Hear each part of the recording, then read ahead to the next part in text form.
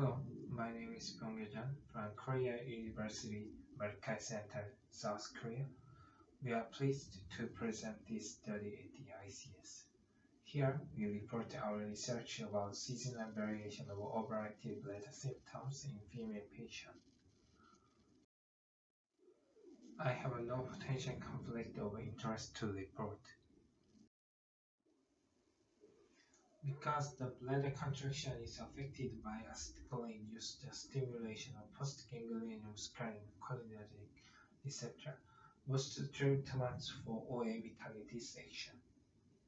Therefore, some researchers have revealed that agents such as caffeine or nicotine affecting acetylcholine stimulation may be associated with OAB symptoms. Previous studies have presented the relationship between cold stress and detrusor overactivity in animal models. Detrusor overactivity patterns were observed during the first 20 minutes of exposure to low room temperature in animal study. Some epidemiological studies have suggested the prevalence of LUTs is higher during winter than during summer based on cross-sectional studies. However, the influence of environmental temperature on OAB in women has not been reported.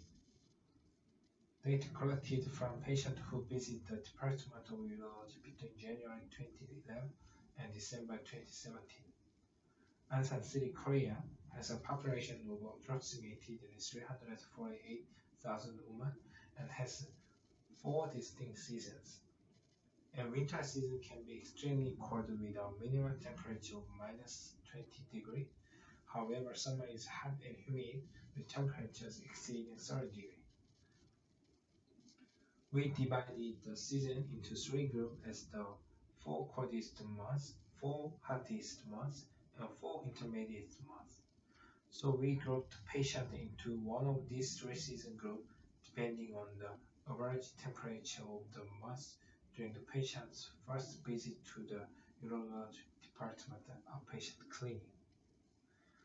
Female patients with OAB symptoms more than 3 months were included, and current information was based on patient history and clinical examination during clinic visits. OAB-assess questionnaire, 3-day micturition diary, uroflow parameters, and boiling pattern were collected. There was no significant difference in patient baseline characteristics as shown in Table 1. Table 2 shows the initial results of uroflow and 3-day micturition diary.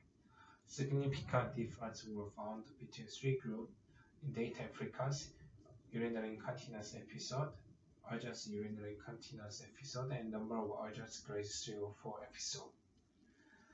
Patients in the cold season group especially show more UUI episodes, daytime frequency, and number of urgency episodes than those in the hot season group. In addition, the cold season group show the similar result compared to that in the intermediate season group. However, no significant difference were observed between the intermediate and hot season group. In addition, no significant difference were found between 3 season groups in the uroflow parameter, total daytime void volume, mean voidage volume, and number of nocturia. A significant difference was observed in the total OAB-SS of the 3 groups. 3 symptom score of OAB-SS daytime frequency, urgency, and urgent incontinence were higher in the cold season group than in the hot and intermediate season groups. However, nighttime frequency symptom score of OAB-SS was not significantly different among the groups. The proportion of patients with moderate to severe symptoms based on the OAB-SS was higher in the cold group. In our study, different urinary symptoms were correlated with seasonal variation. OAB symptoms might be worse in cold season than in other seasons. Therefore, individuals must maintain a warm environment to prevent OAB. Future studies with a larger sample size must be conducted to validate the results in the present study. Thank you.